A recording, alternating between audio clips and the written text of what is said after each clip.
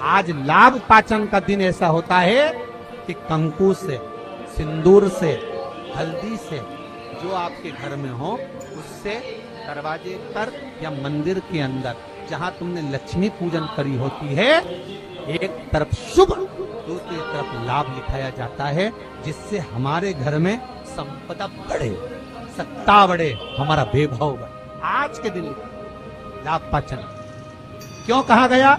क्योंकि इसी दिन गुणवती ने अपने भाग्य को लाभान्वित किया। ये लाभ पाचन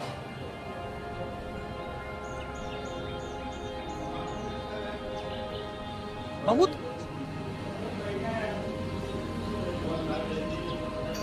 आपसे भी निवेदन है, आज लाभ पाचन का दिन निकलने मत देना। अपने घर के दरवाजे पर कुंकू से, हल्दी से या सिंदूर से, या जहां आपने लक्ष्मी का पूजन घर के अंदर करा हो, वहां पूजन वाली जगह पर कोई दीवार हो, भगवान की अलमारी हो, भगवान की चौखट हो, कोई जहां हो, छोटा सा शुभ और लाभ जितना बड़ा आप लिख सकते हो, कोई तीली से, ताड़ी से, उंगली से, अगर वहां नहीं लिख सकते तो अपने घर की अलमारी पर, तिजोरी पर, भंडार भरने वाली जगह पर, रसोई कहीं पर भी शुभ लाभ लिखिए। जीवन पर्यंत समृद्धि सुख वैभव। वो नियम बना लो कि दीपावली के बाद लाभ पाचन के दिन हमको शुभ लाभ लिखना है। आज ही का दिन होता है। आप लोगों को तो मालूम होगा, पहले के समय में दिवाली पर ये जो गल्ला व्यापारी है ना महाराज, इन लोगों की छुट्टी हो जाती है। पटवाल जी, ये गल्ला व्यापारी जो होते हैं ना, सारा व्यापार की छुट्टी हो जाती है। तो गल्ला व्यापारी जो होते हैं, कपड़ा व्यापारी होते हैं, नया काम जब चालू करते हैं तो आज ही के दिन से करते हैं, क्योंकि आज के दिन उनकी बही खाते की वापिस पूजन होती है, गल्ले की पूजन होती है, व्यापार की पूजन होती है, क्योंकि आज के दिन से जो करा हुआ जाता है वो आगे तक बढ़ जाता है, तरक्की की। वकील, ये जो जितने अपने ये जीवन बीमा निगम करने वाले होते हैं, या LIC वाले होते हैं, या गाड़ी वाहन वाले होते हैं, या अन्य जितने भी होते हैं, इनको आज के दिन अपने काउंटर पर, अपनी पेन पर, लीड पर जो काम करते हैं वहां पर शुभ लाभ लिखना जरूरी होता है। कई लोग बाहर रहते हैं, नहीं लिख पाते, तो एक कोरे कागज पर कुंकू से शुभ लाभ लिख लो और वो घर पर जाकर बाद में चिपका। पर आज के दिन शुभ लाभ जो लिखा जाता है वो जीवन पर्यंत सुख समृद्धि में कमी, आनंद देने वाला। इसी तरह जैसे तांबे की प्लेट में रखा हुआ चंदन, तांबे की प्लेट में अगर चंदन रखा है और वो अपन ने लगा दिया तो वो चमड़े के बराबर हो जाता है। इसलिए तांबे की प्लेट का चंदन किसी को नहीं चढ़ाया जाता, किसी देवता को नहीं लगाया जाता। पंचमी के दिन 5 दीप भगवान के सामने प्रज्वलित कर कर अपने दरवाजे के पास में बाहर की ओर रख देता है। उसके घर में कभी रोग, बीमारी और लक्ष्मी की कोई कमती नहीं होती, उसका जीवन सार्थक हो जाता है। कई बार शिव जी के ऊपर, भगवान के ऊपर, आपके घर के मंदिर में कई बार कई लोग जो पुष्प चढ़ाते हैं, वो पुष्प चढ़ाने का तरीका भी लोगों को नहीं मालूम। जो फूल चढ़ाते हैं वो कई बार देवता के ऊपर रख देते हैं इस तरह से। भैया, शास्त्र कहता है जिसके ठाकुर जी पर, जिसके मंदिर में, जिसके देवी देवता पर अगर पुष्प को उल्टा रख दिया जाए तो जितने शुभ कार्य हमारे घर में होने वाले रहते हैं वो सारे टलते चले जाते हैं। आज की जगह कल, कल की जगह परसों, परसों की जगह नरसों, नरसों की जगह खरसों। तुम करके देखना, अपने आप शुभ कार्य टलेंगे। इसलिए भगवान के सम्मुख में जो पुष्प चढ़ाया जाता है वो सीधा चढ़ाया जाता है। यहां तक शास्त्र कहता है अगर भगवान को पुष्प चढ़ा रहे हो तो अगर सीधा और उल्टा नहीं मालूम तो नीचे की जो डांट है उसको तोड़ दीजिए और पत्ती की पत्ती, पंखड़ी की पंखड़ी भगवान को समर्पित कर दीजिए। वो शिव जी को स्वीकार होगा, वो भगवान को स्वीकार होगा। ये उसी में कहा है, उसी में कहा शुक्र है। जैसे पानी में पड़ा हुआ पुष्प, काय में पड़ा हुआ, अरे बोलो जम के, पानी में।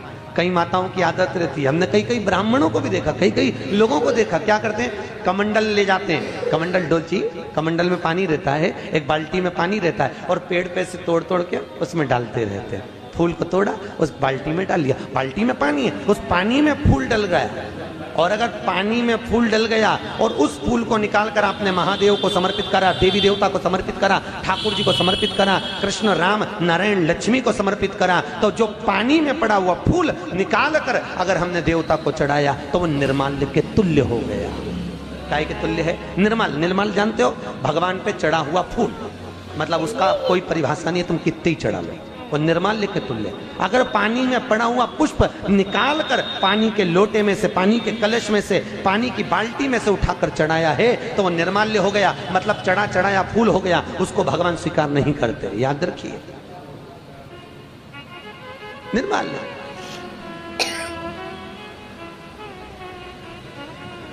भगवान शिव कहते हैं तुम्हारे पास में कुछ नहीं है, पूर्णता का समर्पण, पूर्णता। पर आज के जमाने में लोग पूर्णता देते कहां हैं? एक बात बताओ, भगवान के मंदिर में नारियल फोड़ा, राम जी के मंदिर में, हनुमान जी के मंदिर में नारियल फोड़ा, और वो नारियल फूटने पर अच्छा निकल गया तो भगवान ने स्वीकार करा कि नहीं करा? अरे बोलो जम के, अच्छे से बोलो। करा? अच्छा ठीक है, आप बोल रहे हो करा, शिव पुराण करे ही नहीं करा। अगर नारियल फोड़ने पर राम मंदिर, हनुमान मंदिर में, देवी मंदिर में नारियल को फोड़ा और फूटने के बाद अगर वो नारियल अच्छा निकल गया, उसमें से थोड़ा सा टुकड़ा तो तुमने भगवान को चढ़ाया, बाकी का सब घर ले जाके चक्कू से निकाल निकाल के खा गए। और मान लो वो नारियल फूटने पर बेकार निकल गया तो तुम उसको घर ले जाओगे? नहीं। क्या करोगे? जब हनुमान जी की परिक्रमा कर रहे होगे तो नारियल को नहीं पटक। तो भगवान शिव की कथा कर रही है कि भगवान शंकर को पूर्णता का भाव चाहिए। बेलपत्र दो, पूर्ण दीजिए, पुष्प दो, पूर्ण दीजिए, जो कुछ अक्षत भी दे रहे हो तो पूर्णता में दिए। भगवान को अधूरा समर्पण नहीं चाहिए। शंकर जी की तो केवल एक अपूर्णता है, वो परिक्रमा है। देखिए शिव जी की परिक्रमा कितनी होती है? आधी, पूरी नहीं होती। वो भी क्यों होती है आदि? ये शंकर जी ने गड़बड़ी कर दी थी ना। बड़ा जो बेटा था वो माँ को प्रिय था और छोटा बेटा, अरे बोलो तो, बाप को प्रिय। अब शंकर भगवान बड़े आनंद में, अभी उन्होंने क्या करा, शंकर जी को गणेश जी से बड़ा लगाव हो गया था, बड़ा लगाव एक बार बहुत। और भगवान भोलेनाथ जी ने कहा जाओ, जो पृथ्वी की पहले परिक्रमा कर कर आएगा उसका प्रथम गिनती में गिना जाएगा।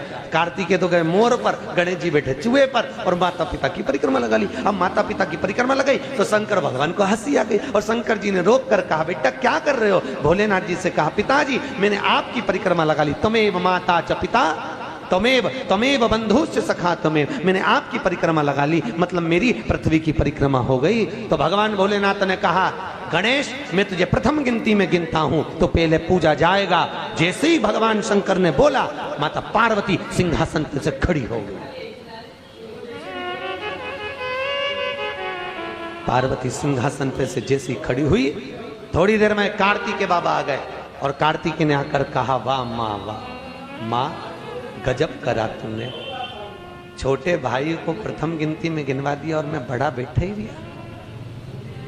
मैं तो परिक्रमा करने गया था माँ, परिक्रमा गणेश ने करी वो तुम्हारी करी, पर पिता के वचन को अगर निभाया तो मैंने निभाया है कि जो पृथ्वी की पहले परिक्रमा कर कर आएगा वो प्रथम गिनती में गिना जाएगा। मैंने पृथ्वी की परिक्रमा करी है, माना आप माता हो, माना आप पिता हो, पर गिनती तो वही कराई है।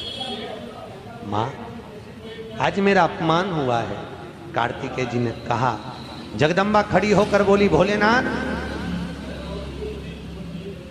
मैं आपसे वचन लेती हूं, आप भोले हो, आप दयालु हो, आप करुणा सागर हो, जो आपकी परिक्रमा लगाएगा आप उसको हर कुछ दे दोगे, इसलिए आज आपसे वचन लेती हूं कि आपकी परिक्रमा जिंदगी में कभी पूरी ना लगे, जो लगाए उसे हत्या का दोष लग जाए। शिव जी ने कहा तथास्तु, तथास्तु। उस दिन का नियम है, शिव जी की परिक्रमा आधी चालू होकर आधी में पूर्ण हो जाती है, पर बाबा भोलेनाथ जी की परिक्रमा पूर्ण नहीं होती, क्योंकि बहुत सरल देव है साहब बाबा भोलेनाथ, बहुत सरल, बहुत सरल। कितना सरल देव। आपके यहाँ कोई ऐसा देवता बताओ, राम जी के ऊपर दिन में 2 बजे जाके पानी चढ़ा के बताओ, भगवान विष्णु पे देवी जी के मंदिर में जाके चढ़ा के बताओ। केवल एक भोलेनाथ जी आराम से बैठा है, जब तू घर में फ्री हो जाए तब लोटा लेके आ जाना, जब तू फ्री है। और सावन महीने में तो कभी आप काशी, महंकाल, उज्जैनी आदि ओमकारेश्वर, मल्लिकार्जुन आदि आदि जगह जाके देखो तो इतनी भीड़ रहे, लोग कांवड़ जानते हो ना, कांवड़ लेकर जाते हैं और कांवड़ लेके जाके पानी की पानी, और कोई तो वहीं पे कांवड़ का लोटा तक भगवान पे फेंक दे। पार्वती जी बोलती हैं, भोलेनाथ क्या दशा हो रही तुम्हारी। भगवान बोले मैं भी चुप बैठा, तू भी चुप बैठी, आपने कहीं नहीं बोलना, बस चुपचाप बैठे रहो आंख बंद कर। हम कहीं बेटी के घर का अन्न अगर पा लिए हैं तो यहाँ शास्त्र कह रहा है, भगवान शिव कह रहे हैं कि अगर माता पिता जीवित हैं और माता पिता अपने बेटी के घर अगर नहीं जा सकते तो वो अपने बेटे को कहते हैं कि तू जा, और तू जाकर अपनी बेटी के यहाँ, अपनी बहन के घर जाकर रक्षाबंधन पर राखी बन जाओ, तुम जाओ बहन भाई के माथे पर, अरे बोलो तो तिलक कर दो। आप लोग भी तिलक करते हैं। तिलक क्यों किया जाता है? तो कहते हैं ये तिलक हमारे यहाँ शुभ कार्य का प्रतीक है। पर तिलक प्रतीक है, पर जो चावल हम तिलक में लगाते हैं ये क्यों लगाते हैं? ये चावल का क्रम कहाँ से चालू हुआ? सिर में चावल चिपकाना, तिलक लगाने के बाद चावल लगाना, कहाँ से चालू हुआ? ये चावल है क्या? आखिर ये चावल तिलक के बाद में ब्राह्मण या आप किसी को भोजन करा रहे हो, जमाई को तिलक कर रहे हो, बेटी को तिलक कर रहे हो, तो कंकु लगाने के बाद चावल क्यों लगाया जाता है? उस चावल का क्या प्रमाण है? उस अक्षत का क्या प्रमाण है? क्यों लगाते हैं उसको?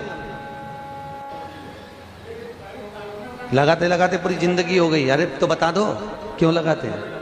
वो चावल का क्या प्रमाण है कि कंकु का तिलक तो लगाया, वो हमारे यहाँ शुभ कार्य का प्रतीक है, समृद्धि का प्रतीक है। पर जो अक्षत हम माथे पर किसी के लगाते हैं कंकु लगाने के बाद में, चंदन लगाने के बाद में जो चावल लगाया जाता है, वो चावल का क्रम क्या है? तो शास्त्र कहता है, सुंदर विष्णु पुराण में भगवान वेदव्यास जी ने वर्णन करा, जिसके मस्तक पर तिलक लगाया जाता है वो शुभ कार्य का प्रतीक होता है। और अक्षत इसलिए लगाया जाता है कि इस अक्षत के माध्यम से आपकी जिंदगी में ये शुभ कार्य निरंतर चलता रहे, इसलिए अक्षत उसके माथे पर लगाया जाता है, शुभ कार्य के लिए, निरंतर चलने के लिए। इसको कहते हैं अक्षता। अक्षता का मतलब क्या है? निरंतर चलता रहे, निरंतर बढ़ते रहो।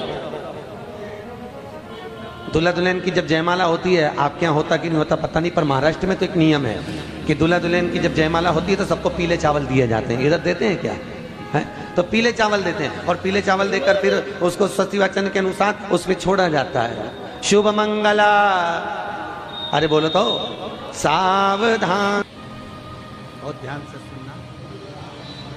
जैसे आपको कहा था दीपावली के दिन रात्रि को 11:30 से 12 के बीच में दिया लगाया जाता है, कर्जे से मुक्ति के, लक्ष्मी की मुक्ति। अब अमावस्या तो चली गई, दिवाली चली गई, पर अभी भी बाकी है गोपाष्टमी तारीख और आंवला नवमी, फिर एकादशी, द्वादशी, प्रदोष, फिर उसके बाद में हरिहर मिलन, बैकुंठ चतुर्दशी, फिर पुण्य। ज्यादा कुछ नहीं कर पाओ तो प्रयास करो कि इन तिथियों पे कम से कम एक दीप ऐसा जलाया जाए जिससे हमें समृद्धि, लक्ष्मी, वैभव प्राप्त। घर में भी जो दिए रखे जाते हैं, आपको पहले भी कथा में कहा, विष्णु पुराण मंगरूपी, कि घर में जो दिया होता है वो दीपक भी कोई साधारण नहीं होता, उस दीपक की भी महत्वता है, उस दीपक का भी वर्णन है महाराज। और कई तरह के दीपक होते हैं, दीपक का भी विधान वर्णन किया गया, उस दिए का भी वर्णन किया गया। यहां तक शास्त्र कहता है कि घर में अगर किसी को बहुत तेज बुखार आ गया है, बहुत तेज बुखार, और बच्चा उस बुखार में तप रहा है, बहुत तप रहा है महाराज,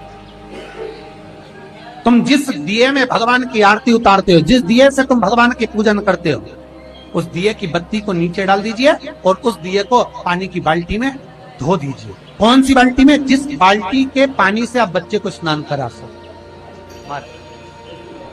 केवल भगवान पर से ले जाकर, पास में से ले जाकर उस बाल्टी में थोड़ी देर डाल दो और उस बाल्टी के पानी से उस बच्चे को स्नान करा दीजिए। 15 से 20 मिनट, आधा घंटा लगेगा, बच्चे का बुखार पूरा उतर जाएगा। इतना विधान है दीप का। और कार्तिक के महीने में यह पवित्र, जहां लोग कहते हैं कि कार्तिक के महीने में भगवान हरि और हर का मिलन हुआ है, कार्तिक के महीने में माता लक्ष्मी ने भगवान शंकर की आराधना कर कर भगवान विष्णु जी से वर मांगा, भगवान विष्णु को मांगा है। भगवान माता लक्ष्मी की माता जी, लक्ष्मी जी की माँ का नाम क्या था? माता जी का नाम ख्याति देवी। ख्याति देवी क्या कर रही थी? भगवान शंकर के साथ लक्ष्मी जी का विवाह कर रही थी। तब शिवजी से ख्याति देवी ने कहा, मेरी बेटी लक्ष्मी का विवाह मैं तुम्हारे साथ करना चाहती हूँ। शंकर भगवान ने कहा, नहीं, मैं लक्ष्मी से शादी नहीं कर सकता, क्योंकि लक्ष्मी जी का विवाह तो आप नारायण के साथ करें। लक्ष्मी जी ने शिव जी की इतनी आराधना करी, इतनी आराधना करी, बाबा देव अधिदेव महादेव ने पूछ लिया, लक्ष्मी तुम क्या चाहती हो? लक्ष्मी जी कहती है, मैं नारायण को प्रेम करती हूँ, भगवान विष्णु से विवाह करना है। बस इतनी सी बात। लक्ष्मी, मैं तुम्हें वर देता हूं, कार्तिक के पूरे महीने में लक्ष्मी तुमने मेरे मंदिर में दीप जलाया है, कार्तिक के पूरे महीने में लक्ष्मी तुमने मेरी आराधना करी है, मैं शिव लक्ष्मी आज तुम्हें वर देता हूं कि तुम्हें भगवान नारायण प्राप्त होंगे। और जो कार्तिक के महीने में जो शिव का स्मरण करेगा, जो लक्ष्मी का पूजन करेगा, उसके घर में नारायण लक्ष्मी दोनों प्रवेश करेंगे, उनका उद्धार करेंगे। भगवान भूत भावन भूतेश्वर भगवान शिव, ओघड़ी दातार दयालु मेरा शंकर ने आज्ञा करी भगवान ब्रह्मदेव को कि ब्रह्मा जी, मेरे स्वरूप का जो दर्शन कर रहे हो, आधा पुरुष आधा नारी में बना हूं, और मेरे स्वरूप का दर्शन कर कर आप एक कर्म करिए कि आप इस सृष्टि का निर्माण करो। और भगवान ब्रह्मा ने सृष्टि का निर्माण करने के लिए भगवान शंकर के अर्धनागेश्वर स्वरूप का दर्शन किया। घर में, मकान में भगवान शंकर का अर्धनारीश्वर का चित्र नहीं होना चाहिए। कहां पर? जम के बोलो, घर के अंदर, घर के अंदर कुछ चित्र और कुछ वृक्ष हमारे यहां वर्णन किए गए हैं कि कौन सा चित्र घर में होना चाहिए, कौन सा वृक्ष घर में होना चाहिए। चित्र का भी प्रमाण, ये चित्र कौन सा? जैसे रसोई घर में हम प्रवेश कर रहे हैं, हमने कई जगह देखा है जहाँ जिन के यहाँ रसोई घर बने होते हैं, उनने अन्नपूर्णा माता का फोटो जहाँ पर बघार लगाती है, चूल्हे में छोकती है गैस के ऊपर, वहीं सामने अन्नपूर्णा जी का फोटो लगा कर रखा है। ईमानदारी से बोलो, अपनी सास का फोटो चूल्हा के ऊपर लगा के बता, अरे बोलो तो सही, अच्छा लगेगा? नहीं ना। अन्नपूर्णा का फोटो कहाँ होना चाहिए? शास्त्र कहता है अन्नपूर्णा मैया का जो चित्र है, अन्नपूर्णा मैया का जो चित्र है, अन्नपूर्णा मैया का जो फोटो है, वो जहां से अपन रसोई घर में प्रवेश करते हैं, प्रवेश करते समय अन्नपूर्णा माँ का चित्र उस सम्मुख में होना चाहिए। प्रवेश करते समय हम अन्नपूर्णा का दर्शन करके अंदर प्रवेश करें, ना कि चूल्हा जल रहा है उसके ऊपर। अन्नपूर्णा मैया का प्रवेश द्वार पर क्यों? अंदर जो भी जा रहा है, अंदर जो भोजन बनाने जा रहा है, वो अन्नपूर्णा के तुल्य है, अन्नपूर्णा। पर आज के जमाने में महाराज जी रसोई घर तो हॉल के पास में बना देते हैं, सामने टीवी चलती रहती है और बहुएं भोजन बनाती रहती है। दिन भर वो नाटक में कहीं की ना कहीं की रोटी मिलती है, तो वो जो भोजन बनाए वो भी भोजन में टीवी देख देख के बनाए तो नाटक का सारा असर वह रोटी में आ जाए, तो जो खाए वो घर में 24 घंटा रोता ही नहीं है, 24 घंटा रोता नहीं। भोजन, भजन, धन और नारी, ये चार पर्दे में अच्छे लगते हैं। क्या क्या? जम के बोलो, भोजन, भजन, धन और नारी, ये 4 पर्दे में अच्छे लगते हैं। भोजन करो तो पर्दे में बैठ कर करो, भोजन बनाओ तो पर्दे में बनाओ, और धन भी रखना है तो पर्दे में रखिए, तिजोरी में रखिए। और भजन करना है तो गौमुखी माला भी अपने गौमुखी के अंतर्गत होना चाहिए, भजन भी पर्दे में हो और नारी भी।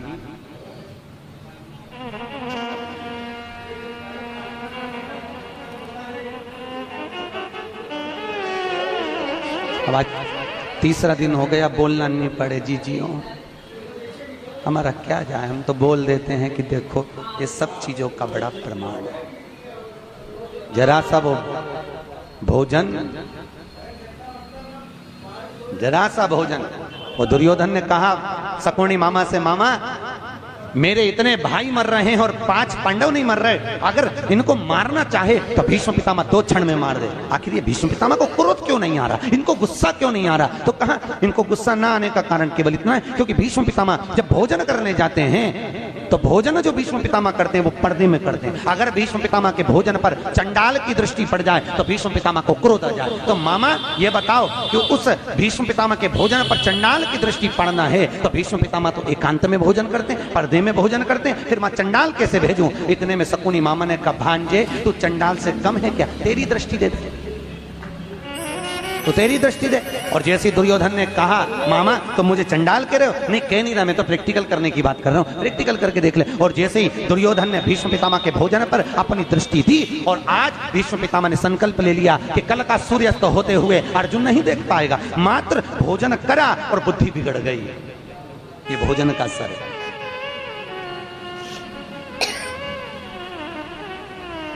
शादी में, पार्टी में पति और पत्नी जब शादी में, विवाह में जाते हैं तो या तो उन दोनों का झगड़ा जाते समय होता है या फिर आते समय होता है, जरूर होता है, पक्का, बिल्कुल निश्चित।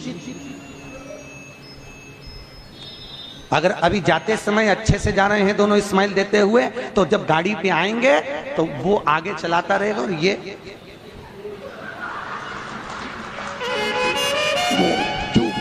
बोले आवाज तक कुछ आवाज वो बोलेगा,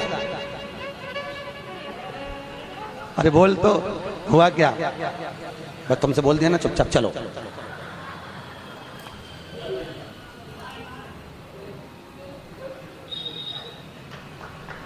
चलो चुपचाप, क्यों? अब कोई समझ तो पाया नहीं, कथा में समझ जा। भोजन का असर है, जैसा खाया अन्न वैसा हो गया मन। हमारे अग्रवाल जी द्वारा रोज कथा के बाद में प्रतिदिन शाम को भंडारा प्रसादी रखी जाती है। क्यों? क्योंकि जो भोजन बन रहा है उसमें यहाँ की कथा का पूरा प्रेशर पड़ रहा है और वो अन्न शुद्ध होता जाता है। तो जितना खाकर जाएंगे, घर जाकर भी रात में भी सपने में शंकर जी नजर आएंगे, अब सपने में भी भोलेनाथ दिखेगा। और शादी पार्टी में से भोजन कर कर आओगे, अब रेंदो कथा पे चले, तो सपने में भी कुछ नहीं दिखा। भोजन का जैसा खाया अन्न वैसा हो गया मन। भोजन का बड़ा असर। जैसा पिया पानी वैसी हो गई पानी, और जैसा पिया दूध वैसा बन गया बुद्धि। बुद्धि कैसे बनती है? दूध से। गौ माता का दूध पियोगे तो गाय जैसे निर्मल हो जाओगे, थैली का पियोगे तो थैली, डब्बा पियोगे तो डब्बा। तुम जैसा दुग्ध का पान कर रहे हो वैसी अपनी प्रवृत्ति बन रही है। भीष्म गीता के अंतर्गत भीष्म पितामह ने बाणों की सैया पर पड़े रहकर अर्जुन को ज्ञान उपदेश दिया। अर्जुन, 4 तरह का भोजन बेकार होता है। अर्जुन ने पूछा, महाराज कौन कौन सा पितामह? पितामह ने कहा 4 तरह का भोजन बेकार है। पहला, अर्जुन, जिस भोजन की थाली को कोई लांग कर चले जाए वो नाली में पड़े हुए कीचड़ के बराबर है। दूसरे नंबर का भोजन, जिस भोजन की थाली में ठोकर लग गई वो कीचड़ के बराबर है। और तीसरे नंबर का भोजन, जिस भोजन की थाली में केश पड़ा हो, बाल पड़ा हो, वह दरिद्रता प्रदान करने वाला होता है। और चौथे नंबर का भोजन, अर्जुन सुन, पति और पत्नी अगर एक ही थाली में साथ बैठकर भोजन कर रहे हो तो वो मदिरा के बराबर होता है। मदिरा के तुल्य है।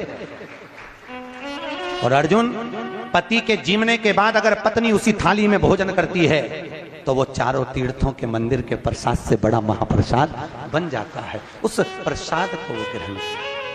अब तुम्हें सास कितना समझाती है, बेटा साथ में बैठ के मत खाओ, पर तुम्हें बुरा लगता है। तुम्हें लगता है बताओ ये तो हमारा भला ही नहीं चाहती है, हमारा बुरा चाहता है। भैया वो क्यों कह रही है, उसको मालूम है कि ये भोजन श्रेष्ठ नहीं है। हाँ, अगर दोनों को साथ बैठ के खाना है तो 2 थाली लगाओ, एक साथ बैठो, एक साथ खाओ, मना नहीं है। पर भोजन की एक थाली में दोनों को भोजन नहीं करना चाहिए।